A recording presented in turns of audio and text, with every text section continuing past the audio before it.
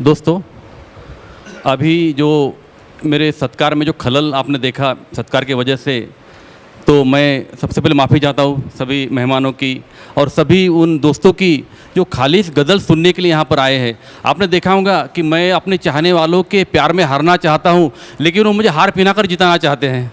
मैं बहुत परेशान हो जाता हूँ सर, इससे बहुत परेशानी हो जाती है मेरी, लेकिन अब ये इनका प्रेम है और इसीलिए मैंने ये प्रोग्राम 15 जनवरी को मेरे जन्मदिन के दिन नहीं रखा कि इस दिन ऐसा नहीं होगा, ऐसा लगा था मुझे, लेकिन वो जो उनकी मोहब्बत का सैलाब है वो आते कभी भी आ सकता है सर। वो तो आज के इस प्रोग्राम के जो अध्यक्ष हैं दामोदर जी खड़से सर, और जिनके शुभ हाथों इस पुस्तक का विमोचन हुआ है, वो मेरे अजीज शायर मोहतरम शकील राजेश रेड्डी साहब, और आज की इस बज़्म के खास मेहमान शकील आज़मी साहब, और मराठी साहित्य अकादमी इनाम याफ्ता writer doctor Sadanand Deshmukh sir, और सभागृह बहुत नामचीन हस्तियाँ सभागृह मौजूद है। सभी आप सबका जिक्र न करते हुए मैं अपनी बात यहाँ पे रखना चाहता हूँ। आप सबका मैं दिल से आभारी हूँ कि आप इस इतनी संख्या में यहाँ पर मौजूद है। तो सर, मुझे दो प्रकार के मित्र मैसर हुए हैं, चिकित्सक जो डॉक्टर यहाँ पर बैठे हैं और अति चिकित्सक यानी जो साहित्य से जुड़े हुए हैं। उन्होंने इस किताब के शीर्षक पर ही मेरी बाल की खाल खींचने वाला प्रकार दिखा कि भाई डॉक्टर साहब, आपने किताब का नाम दिया, अपना ये तय हुआ था। आपका जो कभी कुछ तय रहता ही नहीं दॉक्टरों का, कुछ भी तय नहीं रहता आपका। बहुत बार ऐसा होता है सर कि मुझे अजीम या फिर मेरे जो उर्दू दोस्त है या फिर हिंदी के साहित्यकार भी दीप प्रज्वलन के लिए बुलाते हैं मुझे प्रोग्राम के लिए, और मैं पहुंचता हूं 10 बजे जब शम्मा बुझ जाती है। जब ऐसा बहुत बार होता है ऑपरेशन की वजह से, फिर भी इन लोगों का प्यार है कि मुझे सहन करते हैं, संभाल लेते हैं। और इसीलिए मैंने उनसे कहा कि भाई ये मामला ये ऐसा है कि ये शायरी मुझे इस विडम्बन से, इस आपेश अभंग से ही मिलती है, मुझे जो सब्जेक्ट मिलते हैं।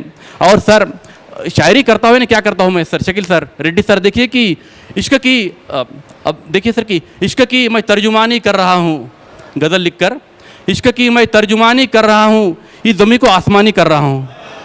इश्क की मैं तर्जुमानी कर रहा हूँ, इस ज़मीं को आसमानी कर रहा हूँ, और खार भी अब फूल जैसे लग रहे हैं, खार भी अब फूल जैसे लग रहे हैं, मैं गज़ल की बागबानी कर रहा हूँ। खार भी अब फूल जैसे लग रहे हैं, मैं गज़ल की बागबानी कर रहा हूँ, और चाहते मुझको विरासत में मिली है, चाहते मुझको विरासत में मिली है, काम मैं ये खानदानी कर रहा हूँ। बहुत शुक्रिया सर, बहुत शुक्रिया। और सर, गज़ल सुनाने का मामला जो है मेरा, तो हर किसी को गज़ल तो सुना नहीं सकता आदमी, उस पर भी एक शेर हुआ है सर कि जिनको सुननी है गज़ल उनको सुना देते हैं, जिनको सुननी है गज़ल उनको सुना देते हैं, जो नहीं सुनते उन्हें दिल से दुआ देते हैं। जिनको सुननी है गज़ल उन्हें सुना देते हैं, और जो नहीं सुनते उन्हें दिल से दुआ देते हैं। और तन का रोगी है तो करते हैं दवाओं से इलाज, तन का रोगी है तो करते हैं दवाओं से इलाज, मन के बीमार को हम शेर सुना देते हैं। बहुत शुक्रिया सर, बहुत शुक्रिया सर, बहुत नवाजिश, बहुत शुक्रिया। और सर, बहुत बार मेरे दोस्त पूछते हैं मुझे, डॉक्टर मित्र, कि शायरी में जो रदीफ़ होती है, काफ़िया होता है, क्या ये इतना आसान है कि यमक से यमक जोड़ दिया तो गज़ल होती है? उस पर भी एक शेर में मैंने बात कही सर अपनी कि चलते नहीं है नुस्खे यहाँ जोड़ तोड़ के, चलते नहीं है नुस्खे यहाँ जोड़ तोड़ के, लिखनी है गज़ल तो लहू रख निचोड़ के। चलते नहीं है नुस्खे यहाँ जोड़ तोड़ के, लिखनी है गज़ल तो लहू रख निचोड़ के। और जब जब मैं लिखने बैठा गज़ल तेरे नाम की, जब जब मैं लिखने बैठा गज़ल तेरे नाम की, अल्फाज सामने थे खड़े हाथ जोड़ के। बहुत शुक्रिया। ये अल्फाज हाथ जोड़कर तभी आते हैं जब शिद्दत से आप किसी को चाहते हैं। और सर, मुझे ऐसे ऐसे मशवरे मिले हैं जीवन में, ये बिल्कुल 94 की बात है, जब मेरी और मेरी प्रतिभा की एंगेजमेंट हुई थी, तो वहाँ पर मेरे उस्ताद शायर थे सर ज़हीर आलम साहब। उनका एक मशवरा आज तक मैं भूला नहीं। अब बात पहुँची उन तक कि मैं शादी कर रहा हूँ, मुझे बुलाया उन्होंने कि डॉक्टर साहब शादी कर रहे हैं आप, अच्छी बात है, शायर ने शादी ज़रूर करनी चाहिए। मैंने बोला क्यों सर? बोला ऐसा है कि अगर बीवी अच्छी मिल गई तो ज़िंदगी अच्छी हो जाएगी, और बीवी अच्छी नहीं मिली तो शायरी अच्छी हो जाएगी। ऐसे उनके विट्स एंड ह्यूमर से मैं गज़ल सीखा हूँ सर।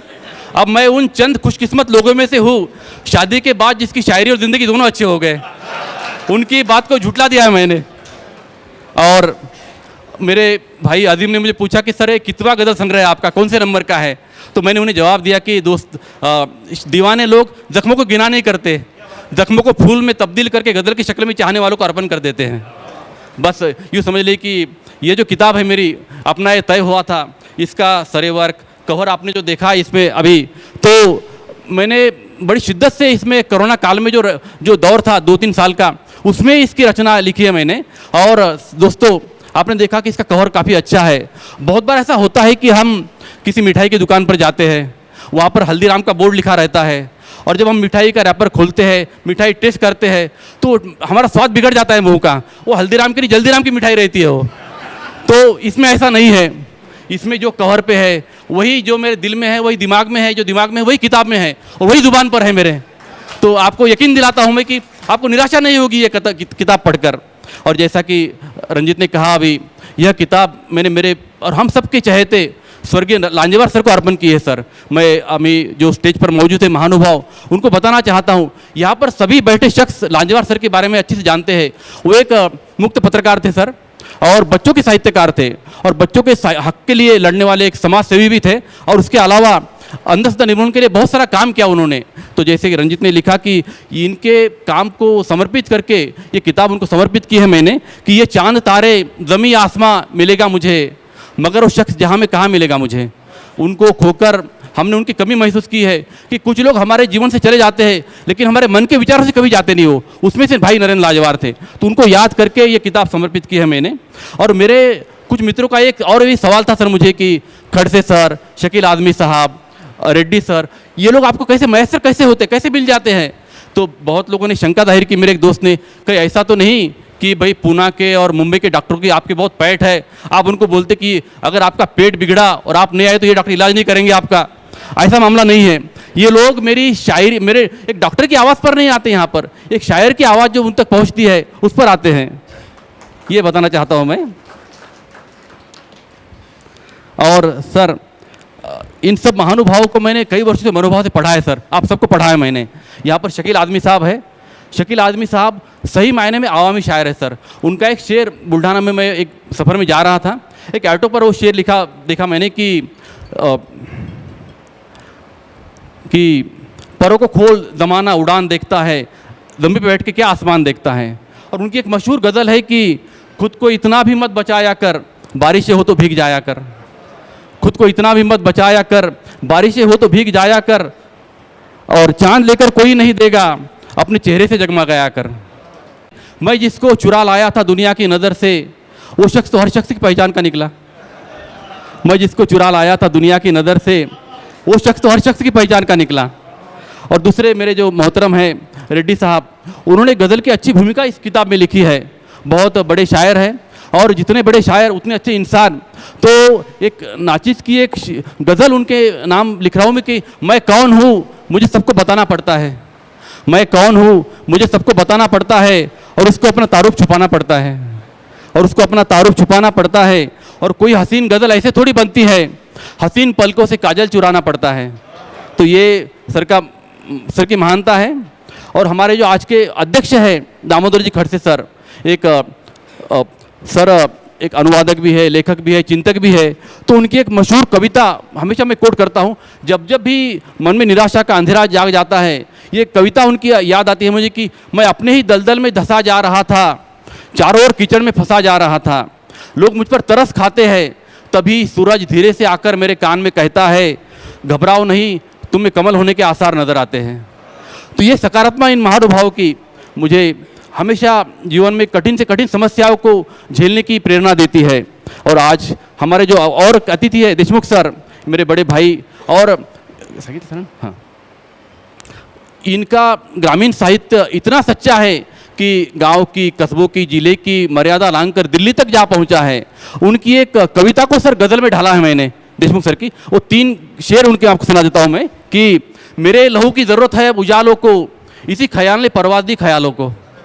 मेरे लहू की ज़रूरत है उजालों को, इसी ख्याल ने परवाज़ दी ख्यालों को। और वफा परस्तों का यह हाल है ज़माने में, नमक नहीं मिलता अब नमक हलालों को। वफा परस्तों का यह हाल है ज़माने में, नमक नहीं मिलता अब नमक हलालों को। और मिटाता रहता है जो भूख इस दुनिया की, वही तरसता है दुनिया में दो निवालों को। मिटाता रहता है भूख इस ज़माने की, वही तरसता है दुनिया में दो निवालों को। और सर, मैंने जैसे कहा, मुझे 2 प्रकार के मित्र मयसर हुए हैं। एक वो जो मुझे ज़मीन से बांध कर रखते हैं, यहाँ बैठे सब तशरीफ फरमा है, और दूसरे वो जो मुझे हमेशा खलाओं का सफ़र कराते हैं। ओपीडी में कभी आएंगे, डॉक्टर साहब आप यहाँ क्या कर रहे हैं, आप तो मुंबई में जाना चाहिए, आप तो गीतकार होना चाहिए। मैं समझता हूँ कि आज इसका पेशेंट भर्ती है और डिस्काउंट देना पड़ेगा मुझे, मैं समझ जाता हूँ तुरंत, बिल्कुल। और दूसरे जो मेरे मित्र हैं सर, ये मंच पर भी है, सामने भी है, मुझे हमेशा इस बात का एहसास करा देते हैं कि मैं जो डॉक्टर बनकर जो काम कर रहा हूँ सर, वो प्रशंसनीय है, सराहनीय है, हमेशा अप्रिशिएट करते हैं।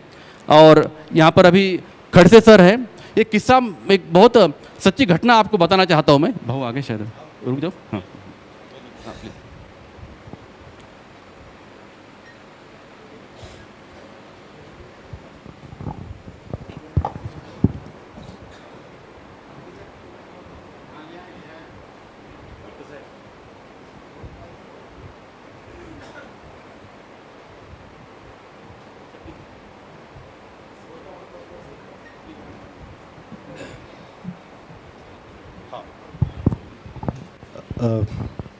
यहाँ के विधायक सम्माननीय संजू गायकवाड़, इनका स्वागत डॉक्टर गणेश गायकवाड़ साहब खुद करेंगे। मैं उनसे अनुरोध करता हूँ।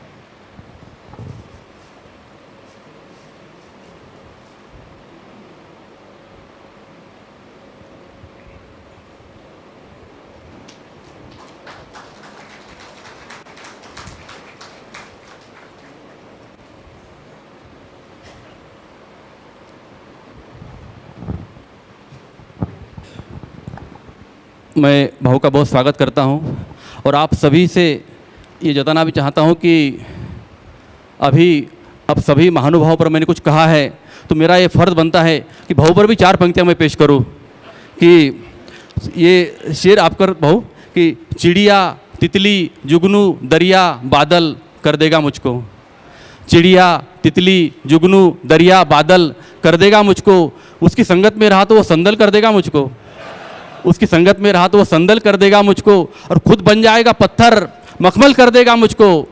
भाऊ खुद बन जाएगा पत्थर मखमल कर देगा मुझको, मैं पहले ही कहता था वो पागल कर देगा मुझको। धन्यवाद, थैंक यू सर। तो मैं जो बता रहा था खड़से सर कि मेरे मेडिकल फील्ड के ज्ञान पर इन महानुभावों को जो विश्वास है, उसकी मैं एक घटना बता रहा हूँ कि पिछले साल सर स्कॉटलैंड गए थे, उनका बेटा रहता है वहाँ पर, सर को गॉल ब्लैडर स्टोन का अटैक आ गया सीवियर, तो वहाँ पर वो एडमिट हो गए, तबीयत उनकी रिकवर हो रही थी, लेकिन उनका बेटा और सर मुझे वहाँ से फ़ोन करके उनके इलाज की तस्दीक कर रहे थे कि भैया सब सही चल रहा है क्या, ये बराबर।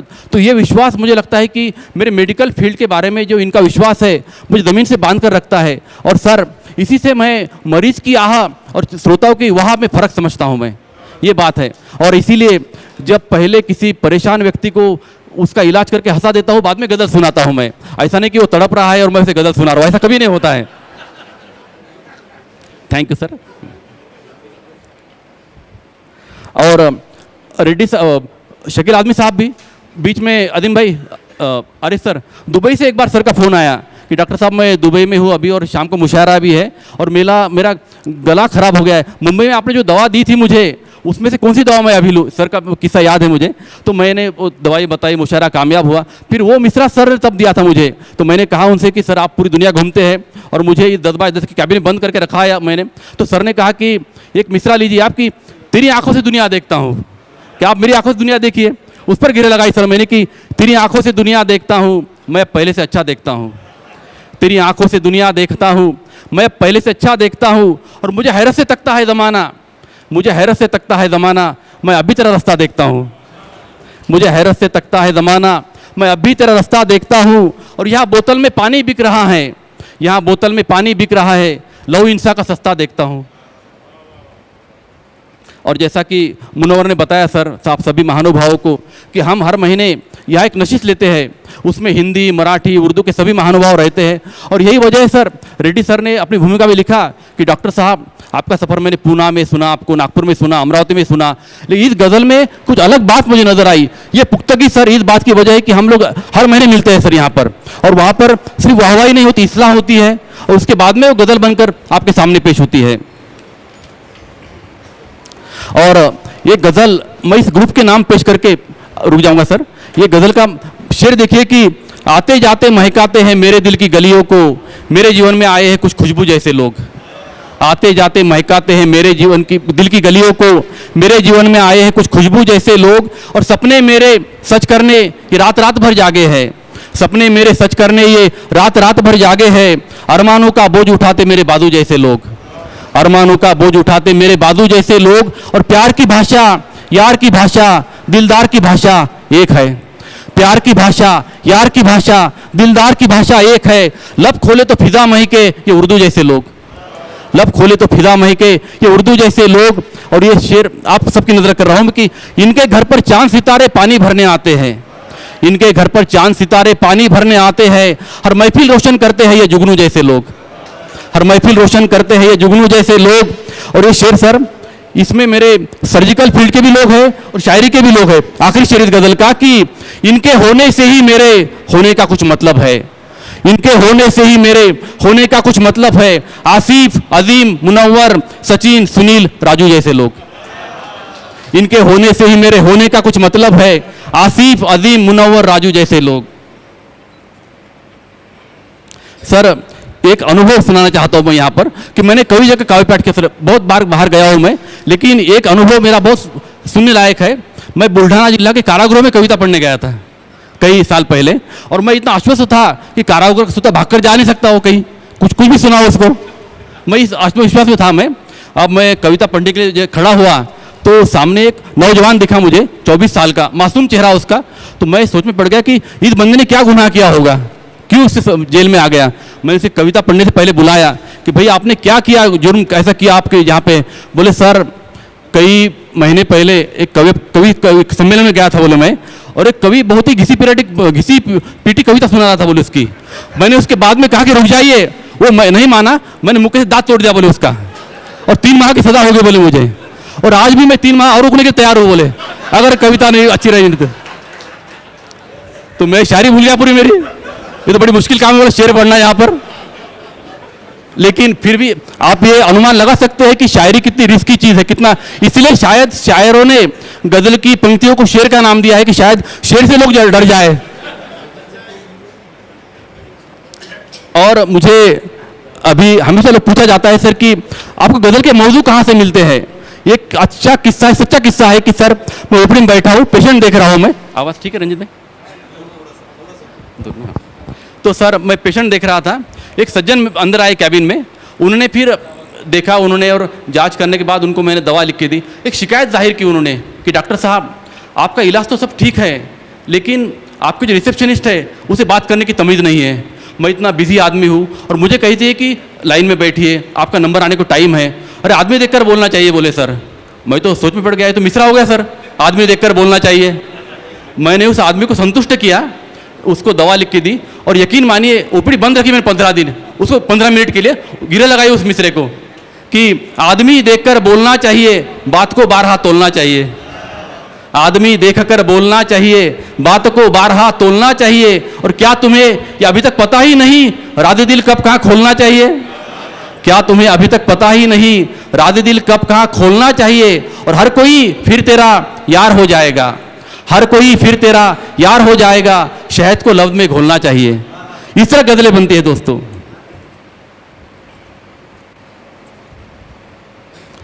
अब एक गजल के 3 शेर सुनाकर मैं अपनी जगह लूंगा, क्योंकि इन महानुभावों को आपको सुनना है कि सर मतलब देखिए, जब उसकी मुस्कुराहट का जवाब देना पड़ता है, जब उसकी मुस्कुराहट का जवाब देना पड़ता है, तो मुझको मेरे अश्कों का हिसाब देना पड़ता है।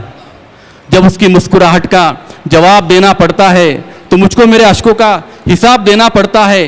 और फकत गजल सुनाकर ही उदासियाँ नहीं जाती, फकत गजल सुनाकर ही उदासियाँ नहीं जाती। बुझी बुझी निगाहों को भी ख्वाब देना पड़ता है, बुझी बुझी निगाहों को भी ख्वाब देना पड़ता है। और ये मुश्किलें भी आती है कभी कभी मेरे हिस्से, ये मुश्किलें भी आती है कभी कभी मेरे हिस्से कि खार जैसे इंसान को गुलाब देना पड़ता है। ये मुश्किलें भी आती है कभी कभी मेरे हिस्से कि खार जैसे इंसान को गुलाब देना पड़ता है। और Shakeel sir, Reddy sir, Khadse sir, इस गज़ल के शेर पर तो नहीं, मेरी हिम्मत पर दाद चाहूँगा मैं। इस शेर के शेर पढ़ रहा हूँ मैं कि मैं अपनी हर गज़ल में अब तुम्हारा नाम कैसे लूँ, मैं अपनी हर गज़ल में अब तुम्हारा नाम कैसे लूँ कि घर पहुँच के मुझको भी जवाब देना पड़ता है। थैंक यू सर, शुक्रिया।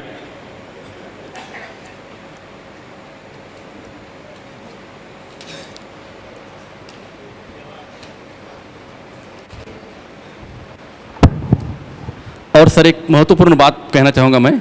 खड़से सर ने जब यहाँ पर मुझे पूछा कि आपकी इन महफिल में महिलाओं की संख्या मुझे ज़्यादा अच्छी लग रही है, ये सुखद संकेत है, ऐसा कहा उन्होंने। तो मैंने सर से कहा सर कि स्त्री किसी भी रूप में हो, माँ, बहन, बेटी, पत्नी, उसने हमेशा अदब को बढ़ावा दिया है सर, हमेशा। और मैं ये बहुत ही जिम्मेदारी से ये बात कह रहा हूँ कि जब जब भी दुनिया में अदब की बेअदबी हुई है, कहीं संस्कृति को ईजा हुई है, कहीं हानि हुई है, तो माँ के, बहन के, बेटी के रूप में औरत ने उसे सराहा, संभाला है, ये बात है। और इसीलिए एक शेर मैं सभी महिलाओं के लिए यहाँ पर पेश करना चाहता हूँ कि माँ होना, बहन होना, बेटी होना और घर की जीनत होना। माँ होना, बहन होना, बेटी होना और घर की जीनत होना, कितना मुश्किल है एक औरत का औरत होना, कितना मुश्किल है एक औरत का औरत होना। और नज़ाकत है, सदाकत है, मोहब्बत है, जहानत है। रेड्डी सर, मतलब देखिए गज़ल का कि नज़ाकत है, सदाकत है, मोहब्बत है, जहानत है। एक औरत की बदौलत सारी दुनिया खूबसूरत है, एक औरत की बदौलत सारी दुनिया खूबसूरत है। और हमारी बेटियों से ही चमन की रंगो निकहत है। घरों में इनका होना भी जैसे एक सआदत है, घरों में इनका होना भी तो जैसे एक सआदत है। और वो कुरान हो कि गीता हो, सभी में तेरी आज़मत है। तेरे कदमों के नीचे माँ हम इंसानों की जन्नत है। वो कुरान हो कि गीता हो, सभी में तेरी आज़मत है, हम तेरे कदमों के नीचे माँ हम इंसानों की जन्नत है। और सर आपने बहुत सुना, मुझे इत्मीनान से, मुझे सहा है, मुझे झेला है। मुझे एक गज़ल, मुकम्मल गज़ल अदीम भाई सर, मतलब देखिए कि ये मेरा तजुर्बा है कि सिर्फ खुश होने के इम्कान से खुश होते हैं, सिर्फ खुश होने के इम्कान से खुश होते हैं, हम तुझे मिलने के अरमान से खुश होते हैं। सिर्फ खुश होने के इम्कान से खुश होते हैं, हम तुझे मिलने के अरमान से खुश होते हैं। और ये जहाँ तेरी परेशानी से होता है खुश, ये जहाँ तेरी परेशानी से होता है खुश, सिर्फ हम ही तेरी मुस्कान से खुश होते हैं। ये जहाँ तेरी परेशानी से होता है खुश, सिर्फ हम ही तेरी परेशानी मुस्कान से खुश होते हैं। और दरबान शब्द है उर्दू में वॉचमैन। शेर देखिए सर कि तू कभी मिलता नहीं, इसका नहीं करते गिला, तू कभी मिलता नहीं, इसका नहीं करते गिला। तेरे आशिक तेरे दरबान से खुश होते हैं, तेरे आशिक तेरे दरबान से खुश होते हैं। और इन दिनों ये भी तरीका है खुशी पाने का, इन दिनों ये भी तरीका है खुशी पाने का। सब परेशान परेशान से खुश होते हैं, इन दिनों ये भी तरीका है खुशी पाने का। सब परेशान परेशान से खुश होते हैं। और सर ये आपकी नज़र करना चाहूँगा मैं कि आप मैसर है मुझे, ये मेरे लिए बड़ी फ़ख्र की बात है कि तुझसे पहचान है, बस इतनी है पहचान अपनी, तुझसे पहचान है, बस इतनी है पहचान अपनी। आज भी हम इसी पहचान से खुश होते हैं, आज भी हम इसी पहचान से खुश होते हैं। और आखिरी शेर, और आपकी रहमत तमाम, शेर देखिए कि अब यही बात परेशान करे है मुझको, अब यही बात परेशान करे है मुझको, लोग मुझ जैसे परेशान से खुश होते हैं। Thank you sir.